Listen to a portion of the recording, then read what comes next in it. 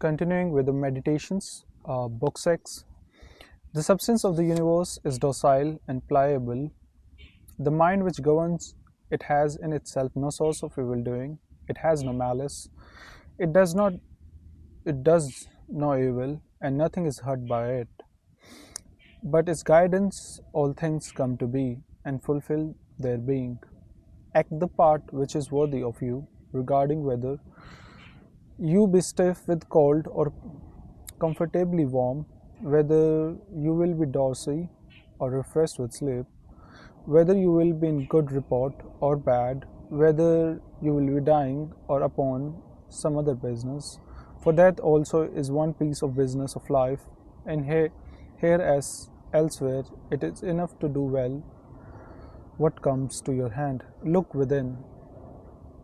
Let not the proper quality or the value of anything escape you. All that exists will very speedily change by rarefaction, if all substance be one, otherwise by dispersion. Dispersion. The the guiding mind knows what its own condition, knows what's its own condition is how and upon what matter its work is done. The best revenge is not to copy him that wronged you. Find your sole delight and recreation in proceeding from one unselfish action to another with God ever in mind. The ruling part of you is that which rouses and stirs itself, making itself what it wishes to be, and making all what happens take such appearance as it will. All things are accomplished according to the will of universal nature. There is no other nature to influence them which either comprehends the former from without, or is contained within, or exists externally and independent of it. The universe is either a confusion raveled or unraveled again, else a unity compact of order and forethought. If it be former, why should I wish to linger amid this aimless chaos and confusion, or have any further care than how to become earth again?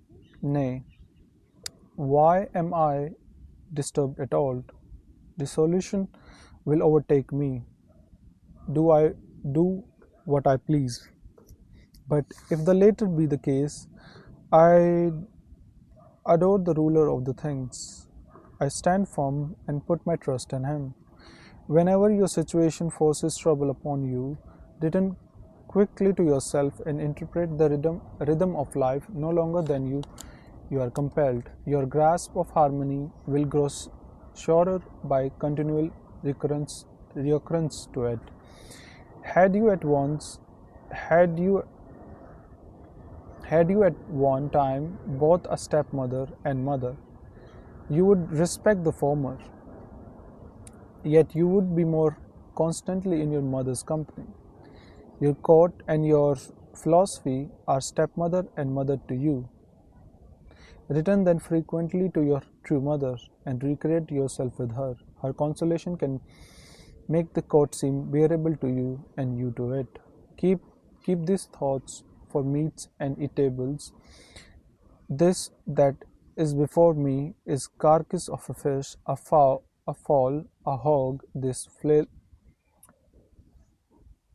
flarion is but little grape juice.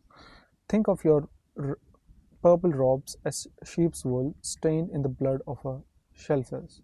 Such conceptions which touch reality so near, and that forth the sum and substance of these objects are powerful indeed to display to us their despicable value.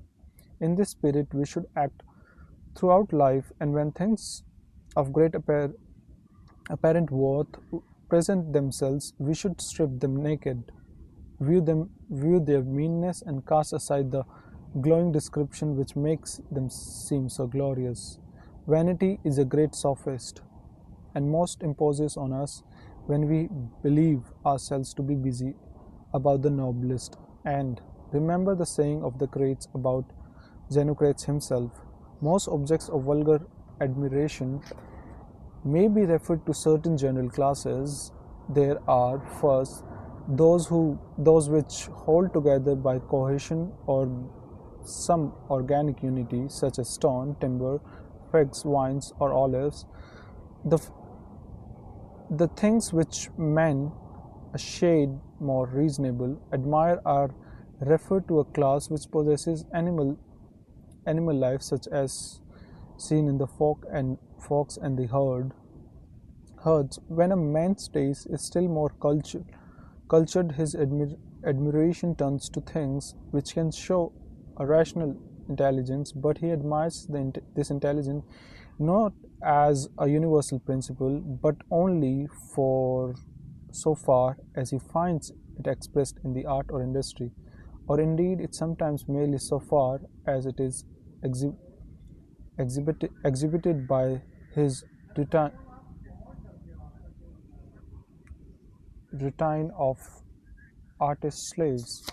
But he who values rational intelligence as a universal thing and a social force will care nothing for these other objects of admiration. He will, above all things, strive to preserve his own mind in all its rational and social instinct and activities. And to this end, he will cooperate with any of the such kind. Some things hasten into being, some hasten to be no more. Even as a thing is born, some part of it's already dead. Flux and change are constantly renewing the world, just as the unbroken flow of time ever presents to us some new portion of eternity. In this vast river, on whose bosom, there is no tearing what is there among the things that sweep by us that is worth the prizing. It is as if a man grew fond of one among passing flight of sparrows when already it had vanished from its light. Our life itself is much like a vapor of blood or a drawing in of air. Our momentary actions of inhalation and exhalation are one in kind with that whole power of breathing which yesterday or the day before we received at birth and which we must restore again to the source from where we drew it. It is a small privilege to transpire like plants or even to breathe as cattle or wild beasts do, to feel the impressions of sense, to be swayed like puppets by passion, to herd together and live by bread. All this is no great thing. There is nothing here superior to our power of discharging our superfluous food. What then is of value to be received with clapping of hands? No. Neither therefore there is applause of tongues like more valuable than the praises of the multitudes are not, but the idle clapping of the tongues. Dismiss the vanity called fame, and what remains to be prized. This I think in all things to act or to restrain yourself from action, as best suits the particular structure of your nature. This is the end of your arts. This is the end of all arts and studies, for every art aims at making what it produces well adapted to the work for which it is designed. The gardener, the vine dresser, the horse breaker, the dog trainer all try for this. What else is the aim of all education and teaching? Here, then, is what you may truly value. This well won, you will seek for nothing more. Will you then cease valuing the multitude of other things? If you do not, you will never attain to freedom, self sufficiency, or tranquility. You cannot escape envying, suspecting, and striving against those who have the power to deprive you of your cherished object, nor plotting against men who are in possession of that on which you set your heart.